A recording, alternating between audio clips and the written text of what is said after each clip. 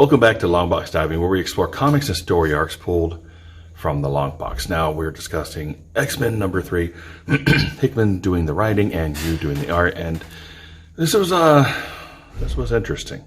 It doesn't really connect to the last issue pretty much in any way. So it's a whole new thing, a whole new villain being introduced. Why it's taking so long to, after all the Dawn of X or the Powers of X, House of X issues to build up what was going on, it's almost like he's still laying the groundwork for all these different villains that should be coming along. So we still don't have a really good idea of who the villains are, or all the different villains that might be coming out. And so this was kind of interesting because it was different. It was something I hadn't seen before. Hadn't really experienced this kind of villain, or the way these villains work. But it works, and it was interesting, and it was actually kind of humorous. So the first set of villains, which kind of open out, were in the Savage Land. And of course, we have the multi-gates from Krakoa all over the world. So they're all over the different places. They're plugged into different planets. They're plugged into the moon. They're plugged into, they all kind of go back and forth to Krakoa, etc. And so the gate activates in the Savage Land, where they're growing a bunch of flowers and plants and whatnot. And the gate activates, and out comes these 4 individuals. As you can tell, they're wearing some mech, but they got some guns, they got different things going on. And they're like, hey, who are you guys, new mutants? Are you mutants of some sort? And all of a sudden they spray this green goop, and their powers are nullified. And they're like, you thought somebody like this would have actually better security. And, honestly, I thought they would have better security too, because now, the mutants are under the assumption that anybody that comes to the gate can only be a mutant. Only mutants can use the gates. But apparently that is not exactly 100% true. Here are these 4 individuals in these mech suits, these old-fashioned mech suits, weird people, have come through a Krakoa gate into the Savage Land, and they're not mutants. And they're in no way mutants, and they have nothing to do with mutants. So that was interesting. It's like, how did they get through? It's still kind of funny because Kitty Pryde still can't get through the gate. So there's a meeting of the council, and everybody on the council kind of shows up. We got Apocalypse there. We got Jean Grey. And then we get this interlude between Jean Grey and Emma Frost, and where they are kind of really catty with each other about, you're the one that borrows things. So they're definitely talking about Cyclops there.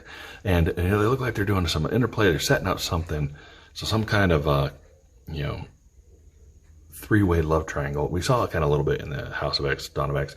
But here they're obviously not having a good time with each other. But then we have the council, and Cyclops like, hey, what's going on? And we get, someone wants to explain why I'm having this headache. So we get to the reason this headache's going on. Krakoa has the ability, and it feeds off mutants. And so normally we'd need 2 mutants a year to survive. But now with all the mutants living on Krakoa is able to siphon off a little bit of the psychic ability, or the psyche of all the different mutants on Krakoa, and able to siphon off a little bit and live and survive. Now they've tasked Selene and Empath, who also feeds off mutants, to kind of keep a tab on what Krakoa is doing. Well, at the point right now, Krakoa is kind of just screaming psychically to anybody that can listen. Now, again, Douglock is off planet.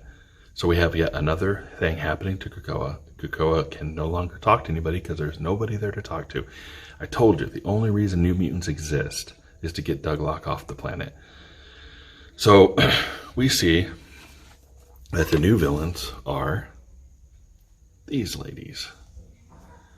They're 4 old ladies who happen to be horticulturalists, scientists, biochemists, and they are here to gather up some stuff. So I guess they're here to get plants and whatnot. Now, these are ladies, they don't like to cuss. They talk just like old ladies, They talk like the Golden Girls. I guess that would be the best way to explain it. So we have 4 Golden Girls who are now villains in a X-Men comic. So they are, and they have this conversation with each other, and it's pretty funny. So, excuse me.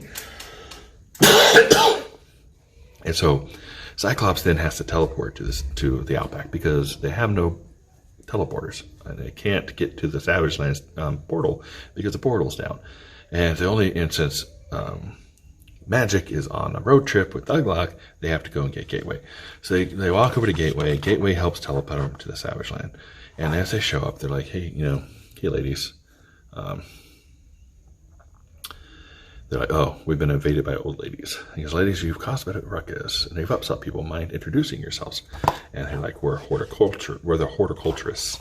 Horticulturalists. I can't even say it right. Which neither can Sebastian Shaw, which I think he did on purpose. And then we have it where this lady here insults Emma Frost. And the drawing here is just great. They do such a great job showing emotion on Emma's face. And we have Cyclops looking away like, and then Sebastian Shaw's like, that's great. See that old lady? She just, yeah, you need to wash yourself. It's great. But she is calling him, so dear, if you could hit these ladies harder than you normally would, I would only make me love you more. Obviously, they have not forgotten that they used to be married, and that he is now back with Jean, which could cause a lot of problems here. And then we got Sebastian Shaw decides, hey, let me talk these ladies down. I am a willer and a dealer. I make contracts and deals all this kind of time. He thinks he's going to sweet talk them and work them into a deal. He comes up close and they spray him with this green goo. Now, this green goo apparently negates mutant powers and makes you powerless. So now, Sebastian Shaw, the same Sebastian Shaw who took out the X-Men in the Dark Phoenix saga, that every kinetic hit he takes makes him stronger, is now getting curb stomped by a bunch of old ladies, which is kind of funny. It actually made me laugh. And then we got Cyclops decides to shoot his laser beam and knock him off the feet. Then we get this. Look how fast she's moving. Obviously, they're portraying her to move with some speed, which is interesting because, they're old ladies, but apparently they move pretty quick. And so he shoots another one. She falls over. She's like, oh, my hip. And he comes over and goes, are you all right? And she sprays him with goo, negates his power. She's like, man, we do yoga. We're at the YMCA. We are healthy. And then Emma Frost is like, what is the deal with you ladies? What is going on? And we get the backstory. So these ladies are all horticulturists. They worked as scientists, doing genetic engineering of flowers. Hopefully, in their minds, they were planning to feed the world, right? But all these guys did is use their technology and their biochemistry and what they did with the plants to make slave seeds, so they could control what grows, who gets food, who doesn't get food. And they decided they were going to take matters in their own hands and actually see the scientists buried in the soil feeding their plants. So obviously they turned criminal a long time ago.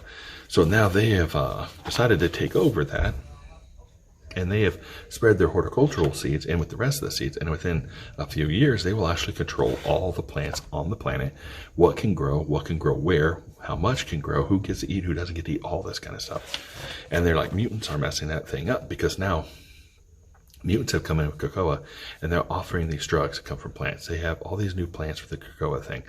And they're like, hey, this lady says here, but remapping is an adaptive mutant genome has proven to be elusive. So we needed more samples from that, from what we could get from the Gateway, and now we have them. So we will work to see what makes Krakoa tick, and we'll be either convince it to support our work, or we will bend it to our will. These ladies are bad news. They were able to hack the Gateway using biochemistry to force the Gateway to do what they wanted it to do. And now they've got more of a genome of Krakoa and the plant life, and they're going to be able to crack that soon and bend Krakoa to their will or wipe it out. So, or convince it to work with them. So they are in a bad position right now. And of course, we get this little interaction with Gateway. Like, hey, Gateway, you did a lot of help, buddy. Thank you. And so they go back to the plant, they go back to Krakoa, and they go back to the council, and then we get, we have a problem. And she's right, 100%. They have a problem. So we get a nice rundown of who these ladies are. 64-year-old agrochemist. Opal's a bioengineer, 68 years old. Lily, geneticist, 71, and Edith. Now, Edith is crazy. And I think Lily, I don't know if that was Lily. Lily or Augustus is one that was killing her husbands.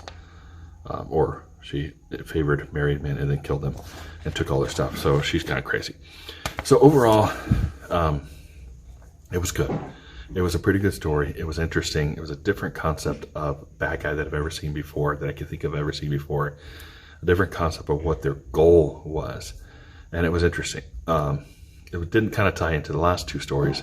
So I'm not exactly sure where Hickman is going with this and what he's planning to do. Obviously he's going somewhere, and well, I guess we'll have to stick around and see. So definitely still in my number 2 spot, at least right now. I haven't read Marauders yet, so we'll see if it moves down and Marauders moves up. Right now it's still my number 2 spot. It was good. Much better than New Mutants, and again, the only reason New Mutants exists is to get Douglock and Magic off the planet and out of the picture. That is my firm belief. So good, definitely recommend, and hopefully you guys are picking this up. And if you enjoyed this review, please like and subscribe, and we'll see you next time here in the Long Box.